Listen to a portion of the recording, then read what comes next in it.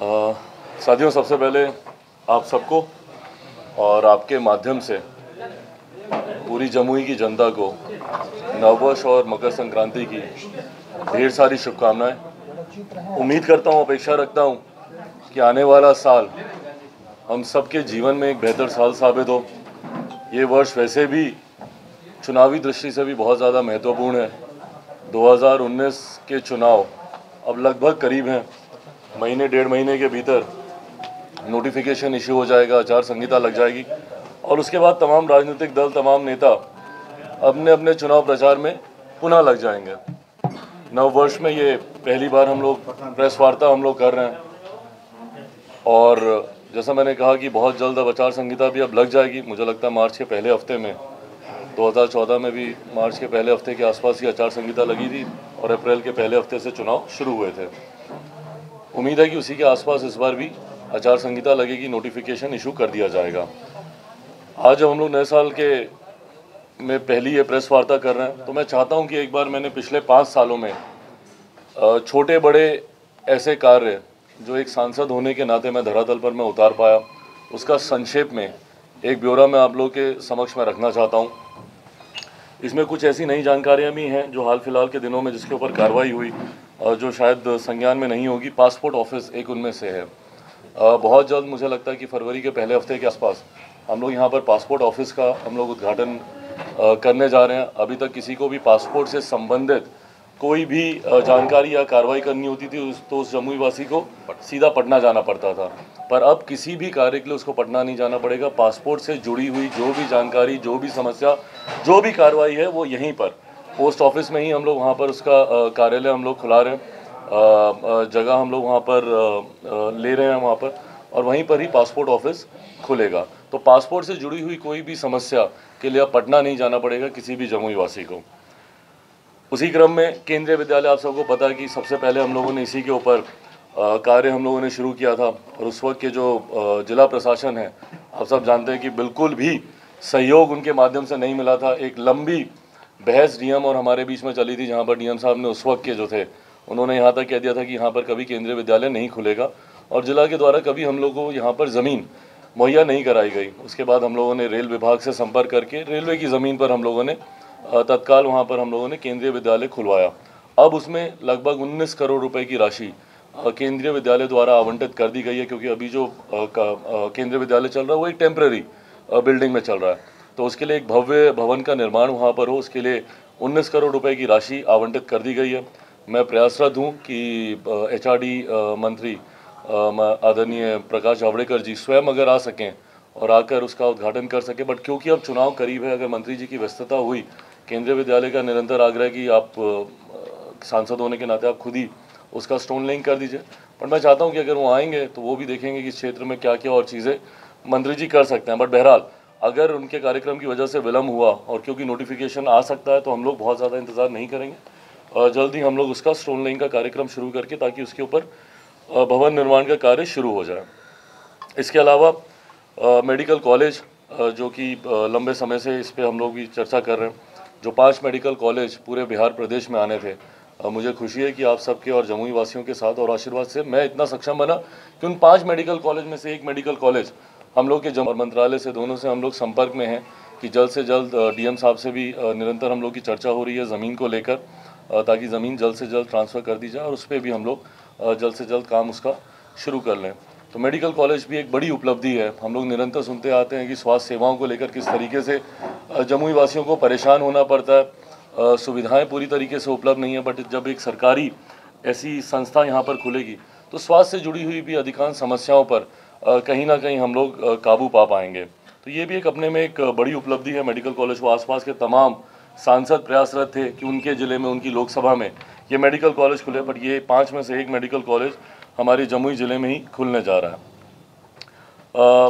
उसी के साथ बन्नार जलाशय योजना, निरंतर 4 दशक से आप सब जानते हैं बन्नार जलाशय योजना को लेकर कितनी राजनीति हुई। मैं भी जब एक प्रत्याशी के रूप में 2014 में यहाँ पर आया था तो बिना जानकारी के भी, जानकारी के अभाव में भी हर कोई मुझे इसी बात को कहता था कि भैया बन्नार जलाशय के बारे में आप बात कीजिए, बन्नार जलाशय के बारे में आप बात कीजिए। और मुझे लगता था कि ये महत्वपूर्ण योजना है और ज़रूर इसके ऊपर कोई ना कोई कार्रवाई हुई होगी। 2014 में यहाँ का सांसद बनने के बाद जब पहली बार मैंने बन्नार जलाशय योजना के बारे में जानकारी ली, तब मुझे पता चला कि अभी तक जितने सांसद, जितने विधायक, जितने नेता यहाँ पर आए या जितने राजनीतिक दल जो बन्नार जलाशय के बारे में चर्चा करते हैं, उन्होंने सिर्फ चर्चा की, किसी ने कभी कोई ईमानदार प्रयास नहीं किया। अगर किसी ने थोड़ा सा भी प्रयास किया होता तो कम से कम डीपीआर आप तैयार करवा पाते, कम से कम ज़मीन आप उपलब्ध करा पाते था। तो वो भी 80 के दशक में बना था। 80 के बाद से लेकर अभी तक इसका डीपीआर भी नहीं बना। पर मुझे खुशी है कि आप सबने देखा, उस दिन हम लोग डीएम साहब के साथ हम लोग गए थे, ज़मीन पर जाकर हम लोगों ने निरीक्षण भी किया। और वहाँ जाने के बाद अब ज़मीन पूरी तरीके से लगभग 1100 कुछ एकड़ ज़मीन इसकी हस्तांतरण हो चुकी है। काफ़ी सारे उसमें अड़चनें थी, भले वो रेवेन्यू डिपार्टमेंट के द्वारा हो या फॉरेस्ट विभाग के द्वारा हो, एनओसी नहीं मिलने को लेकर, पर तमाम ये अड़चनें दूर कर दी गई है। डीएम साहब ने कमिश्नर के माध्यम से इस ज़मीन का हस्तांतरण यहाँ से हो चुका है। इसके अलावा कृषि विज्ञान केंद्र को अब ये साजिश के तहत था, क्या था मेरी जानकारी में नहीं है, बट एक प्रयास यहाँ से हो रहा था कि कृषि विज्ञान केंद्र को यहाँ से हटाकर कहीं दूसरी जगह भेज दिया जाए। कुछ लोगों ने जानकारी दी कि इसको पूसा भेजने का प्रयास किया जा रहा था। जब तमाम किसान साथी मेरे पास आए और मैंने ही नहीं, हमारी पार्टी ने निरंतर नौजवान और किसानों की आवाज़ को हम लोगों ने प्रमुखता से उठाया। हाल फिलहाल के दिनों में भी मैंने केंद्र सरकार को किसानों से जुड़ी हुई समस्याओं को लेकर समस्या उनके संज्ञान में दी, प्रधानमंत्री जी के भी संज्ञान में दी। तो मेरे लिए किसान एक खुशहाल जीवन व्यतीत करे, मेरे लिए बहुत महत्वपूर्ण है। हमारी रीढ़ की हड्डी है किसान भाई। हमारी पूरी अर्थव्यवस्था और सामाजिक समीकरण उन्हीं के ऊपर आश्रित है। उसमें जब इनके ऊपर कोई अड़चन आती है, कोई दिक्कत आती है, व्यक्तिगत तौर पर संज्ञान में आई, तो इसके लिए हम लोगों ने निरंतर प्रयास कर और हर स्तर पर, जिला स्तर पर भी हो, केंद्र स्तर पर भी हो, राज्य स्तर पर भी हो, हर स्तर पर हम लोगों ने प्रयास किया। यहाँ पर डीएम साहब के संपर्क में आकर, केंद्र में राधा मोहन जी जो इस विभाग के मंत्री हैं, कृषि मंत्री हैं, उनके संपर्क में आकर, और पशुपालन मंत्री बिहार सरकार आदरणीय पशुपति कुमार पारस जी के संपर्क में आकर इसको हम लोगों ने पुनः यहाँ पर ये स्थापित हो और पुनः सुचारू रूप से कार्य करे, उसके लिए हम लोगों ने कार्य किया। और मुझे लगता है कि ये किसानों के लिए एक बड़ी राहत होगी और अपनी बड़ी उपलब्धियों में से मैं ये एक मानता हूँ कि इसको हम लोग करवाने में हम लोग सफल रहे। हाँ, इसके लिए ज़मीन उपलब्ध हो चुकी है। इसके अलावा अगर मैं इसके अलावा हाँ, चकाई की निरंतर मांग थी कि इसको मुख्य धारा के साथ जोड़ा जाए। हम लोग भी एक लंबे समय से प्रयासरत थे कि इसको रेल मार्ग के द्वारा, क्योंकि पूरी तरीके से कटा हुआ हिस्सा है ये, मुख्य मार्ग के साथ ये जुड़ता नहीं, और ये कारण है कि चकाई अभी तक उस तरीके से विकसित नहीं हो पाया है जिस तरीके से अन्य उसके आसपास की जो विधानसभाएं हैं। इसके लिए हम लोग निरंतर रेल मंत्री, रेल विभाग के हम लोग संपर्क में थे और हम लोग चाहते हैं कि इसको रेल मार्ग के द्वारा चकाई को जोड़ा जाए। मुझे खुशी है कि हम लोग के आग्रह पे रेल विभाग ने एक सर्वे कराया और इसको झाझा से सोनो चकाई होते हुए जसीडीह तक इसका सर्वे कराया गया रेल लाइन के द्वारा जोड़ने का। लगभग 2800 करोड़ रुपए की ये योजना प्रस्तावित हुई है। मैंने माननीय रेल मंत्री पीयूष गोयल जी से मिलकर मैंने उनसे आग्रह किया है कि जल्द से जल्द इसका कम से कम फर्स्ट फेज़ का काम हम लोग इसका शुरू करवाएं। तो फर्स्ट फेज़ में हम इसको झाझा से लेकर बटिया तक, और ये मेरे लिए भी एक और बड़ी उपलब्धियों में से एक है कि बटिया जो हम लोगों ने आदर्श ग्राम के तौर पर, जिसको हम लोगों ने गोद ले रखा है, वो अब रेलवे स्टेशन से वो जुड़ने जा रहा है, रेल मार्ग से वो जुड़ने जा रहा है। तो उस पर्टिकुलर ग्राम के विकास के लिए भी जो हम लोग आदर्श ग्राम के तौर पर जहाँ हम लोगों ने बटिया को गोद लिया है, उसके लिए भी एक बड़ी उपलब्धि है। मुझे लगता है कि ये बहुत कम ऐसे आदर्श ग्राम होंगे जो सांसदों ने गोद लिए होंगे और जिसको जहाँ पर रेल मार्ग की व्यवस्था नहीं थी उसको रेल मार्ग के द्वारा उसको जोड़ा जाएगा। तो इसको हम लोग झाझा से बटिया तक फर्स्ट फेज़ में इसको जोड़ने की योजना है, जिस पर बहुत जल्दी उम्मीद है। बहुत जल्द का मतलब अब क्योंकि हम लोगों के पास अपर लिमिट सिर्फ फरवरी के आखिर तक ही बची है, तो जितने भी शिलान्यास है, जितने भी स्टोन लेइंग के कार्यक्रम है, भले वो केंद्रीय विद्यालय का हो, मेडिकल कॉलेज का हो या इस रेल का हो, तो ये फेब से पहले ही होगा। मैं चाहूँगा कि तमाम इन कार्यक्रमों में जो इस विभाग के संभावित मंत्री हैं, कंसर्न मंत्री हैं, वो खुद यहाँ पर आएँ। बट अगर किसी कारणवश वो नहीं आ पाते तो हम लोग खुद विभाग से मिलकर और जिला प्रशासन से मिलकर हम लोग इसकी शुरुआत कर देंगे, ताकि जल्द आने उसमें भी हमारे राष्ट्रीय अध्यक्ष ने इस बात का जिक्र किया है कि सामान्य वर्ग से आने वाले जो गरीब लोग हैं उनको 15% की, हम लोगों ने 15% की हम लोगों ने मांग की थी कि उनको 15% का आरक्षण मिलना चाहिए। पर मुझे खुशी है कि हमारी केंद्र सरकार ने इस मांग को स्वीकारा, इसको सम्मान दिया और 10% का जो आरक्षण स्वर्ण जाति से आने वाले जो गरीब लोग हैं, क्योंकि गरीबों की समस्या एक होती है, गरीब अपने में एक जाति है। गरीबी जाति देखकर नहीं आती कि आप अमीर हैं, आप गरीब हैं, उसको देखकर नहीं आती, आप ऊंची जाति से या आप दूसरी जाति से, उसको देखकर नहीं आती है। गरीबी हर धर्म में है, हर जाति में है, और हर जाति धर्म के लोगों का ये अधिकार है कि उनको भी सामान्य अवसर उनको मिले। और इसके लिए मैं धन्यवाद दूंगा हमारे प्रधानमंत्री जी, हमारी केंद्र सरकार और हमारे राष्ट्रीय अध्यक्ष आदरणीय रामविलास पासवान जी का, कि जो स्वर्ण जाति के जो गरीब लोग हैं उनको भी उनका हक, उनका अधिकार उनको मिला। इसी के साथ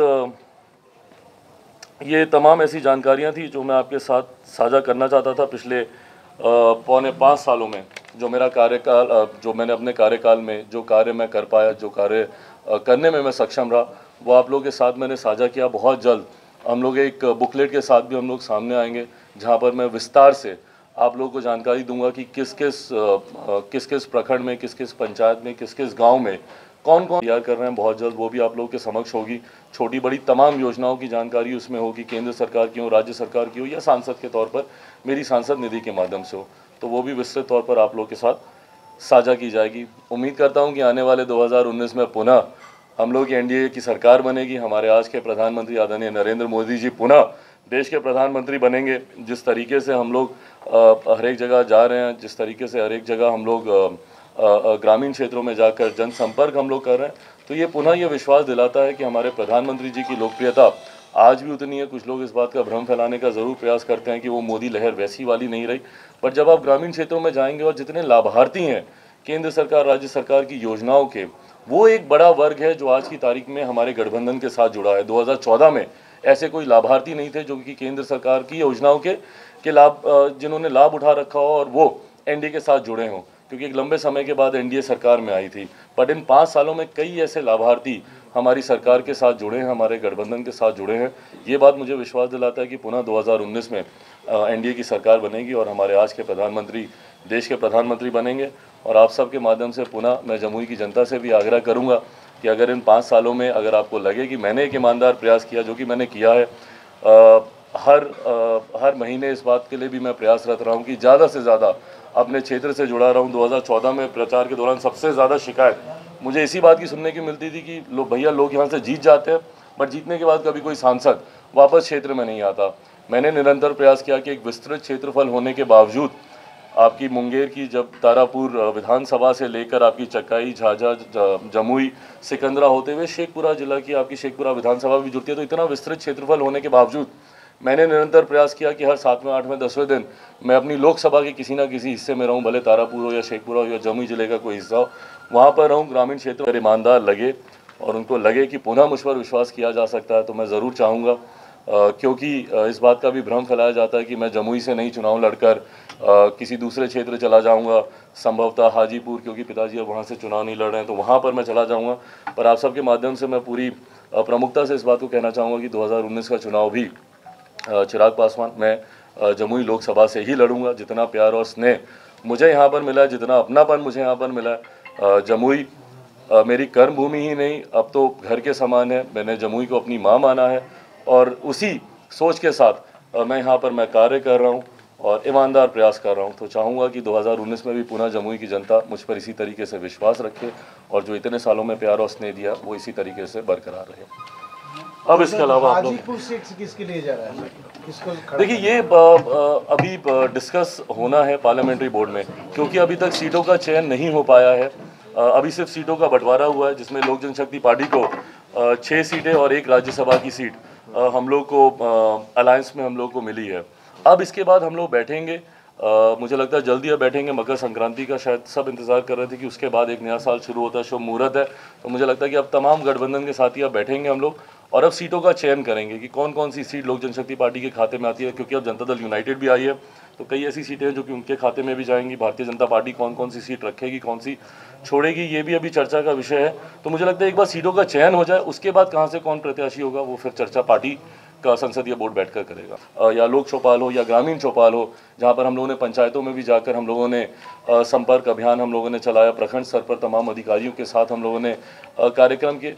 तो विभिन्न माध्यम के तौर पर भी मैं निरंतर जमुई वासियों के साथ रहा। दिल्ली में भी उनके लिए मैंने कार्यक्रम रखा, शाम जमुई कर जहाँ पर तमाम ऐसे क्षेत्रवासी जो कि दिल्ली में रहते हों, और क्योंकि बम्बई में मैं खुद रहा हूँ, वहाँ पर मैंने काम किया, तो मुझे इस बात का एहसास है कि जब आप किसी नए प्रदेश में होते हैं, एक असुरक्षा का भाव आपके मन में आता है। आपको लगता है कि मेरे घर परिवार के लोग यहाँ पर नहीं है, और यहाँ पर कोई अप्रिय घटना मेरे साथ घटे तो मेरा साथ देने वाला कौन है। तो बस वो साथ देने का उनको एहसास दिलाना मैं चाहता था, इसीलिए मैंने उनके लिए भी वहाँ पर एक कार्यक्रम रखा। जो पिछले 4 साल से जो लोग मेरे साथ जुड़े रहे, उन सबको मैंने अपने घर पर आमंत्रित किया। मेरे पिताजी खुद वहाँ पर मौजूद थे। तमाम हमारे जमुई के जितने वरिष्ठ नेता, जितने वरिष्ठ साथी थे, वो वहाँ पर मौजूद थे। उनके सम्मान में मैंने वहाँ पर एक कार्यक्रम दिया। तो अपनी तरीके से निरंतर जमुई वासियों के संपर्क में रहूँ, उनके साथ जुड़ा रहूँ, ये मैंने एक ईमानदार प्रयास। पूरे सीट से तो क्या ये भी हो सकता है कि वो सीट लोजपा छोड़ भी सकती है क्या? देखिए, जैसे मैंने कहा कि जब तक गठबंधन के भीतर सीटों का चयन नहीं होता है और उस पर चर्चा नहीं होती है, तब तक इस पर मैं कोई टिप्पणी कर नहीं पाऊंगा। बट हाँ, हाजीपुर कहीं ना कहीं पिताजी के नाम से, और पिताजी का नाम हाजीपुर के नाम से जुड़ा रहा है। एक बार नहीं, 2 बार वो रिकॉर्ड मतों से वहाँ पर जीते हैं। 2 बार Guinness book of world record में पिताजी का नाम है। तो पूरा श्रेय इसके लिए हाजीपुर की जनता को जाता है। तो मैं ज़रूर चाहूँगा कि हाजीपुर हम लोग की एक मजबूत और निरंतर हम लोग की एक पारंपरिक सीट रही है, तो वो हम लोग के ही पास रहे, ये मैं ज़रूर चाहूँगा। अच्छा सर, यूपी में बसपा और सपा का गठबंधन हुआ, उसका असर बिहार में क्या पड़ता दिख रहा है? तेजस्वी बोल रहे हैं कि हम मजबूत होंगे यहाँ पर, ऐसी संभावना है क्या? तो उसको क्या कहना चाहेंगे, यूपी पे कैसा असर रहेगा? देखिए, जो गठबंधन हुआ है उत्तर प्रदेश में मायावती जी और अखिलेश जी के बीच में, पहले हम लोग को ये समझना जरूरी है कि 2 भ्रष्ट नेताओं का गठबंधन है। ये 2 ऐसे मालिकों का गठबंधन है जिनके पास आय से ज़्यादा संपत्ति है, और ये 2 ऐसे लोगों का गठबंधन है जो कि मुझे लगता है पिछले 27-28 साल में यही लोग, कभी बसपा कभी सपा, यही लोग उत्तर प्रदेश में शासन करते रहे, यही लोग वहाँ पर सरकार में रहे हैं। और इन्हीं लोगों के शासन के दौरान सबसे ज़्यादा उत्तर प्रदेश के लोगों का पलायन हुआ है। दूसरे प्रदेशों में वो लोग गए हैं, वहाँ पर उनको अपमानित किया गया है, लाठियाँ भी उनके ऊपर चलाई गई हैं। तो ये बात सबसे पहले हम लोग को समझने की ज़रूरत है। तो इन 28-29 सालों में कहीं ना कहीं उत्तर प्रदेश की भी जनता इन दोनों नेताओं की कार्यशैली को समझ चुकी है। तो वो भी अपने स्तर से इनका आकलन करेगी कि जब ये लोग अलग अलग थे तब इनकी कार्यशैली क्या थी, और अब जब ये दोनों इकट्ठे आ गए हैं तो उनकी कार्यशैली क्या रहेगी। मुझे लगता है उत्तर प्रदेश की भी जनता अब इतनी जागरूक हो गई है कि उसका आकलन कर पाएगी। बट बहरहाल, मैं इस बात को भी बहुत विनम्रता से कबूल करूंगा कि राजनीतिक रणनीति के तौर पर ये एक मजबूत गठबंधन है। इस बात को नहीं झुटलाया जा सकता कि अगर आप समीकरण के तौर पर देखें, मायावती जी का एक अपना आधार रहा है, वहीं पे सपा का भी एक अपना आधार रहा है, और अगर ईमानदारी से अगर वो आधार ट्रांसफर होता है तो ये अपने में एक मजबूत गठबंधन है। इसीलिए मैंने आग्रह भी किया कि तमाम एनडीए के साथियों से भी कि वो भी इस बात को सुनिश्चित करें कि हम लोग का भी गठबंधन उतना ही मजबूत रहे, हम लोग का भी कुनबा उतना मजबूत रहे, और हम लोग की भी रणनीति उतनी मजबूत रहे कि हम लोग इस गठबंधन को हम लोग चुनौती दे सकें। जहाँ तक रही बात राजद के नेताओं की उत्तर प्रदेश जाने की, देखिए हर राजनीतिक ही वो फैसला आएगा। तो हम लोगों ने तो हमेशा हम लोगों ने इस बात का हम लोगों ने स्वागत किया, और हम लोग की लाइन इसको लेकर पूरी तरीके से क्लियर है।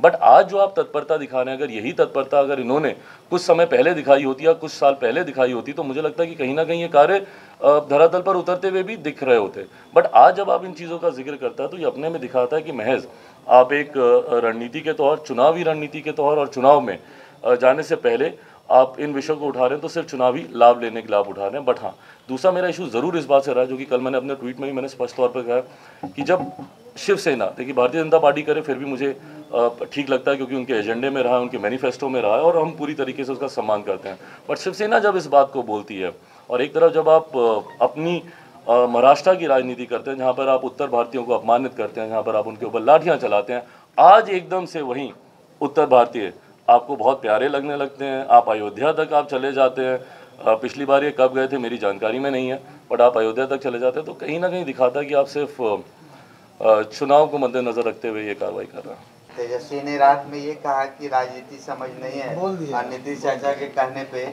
आप मतलब ये सारा बयान देते हैं।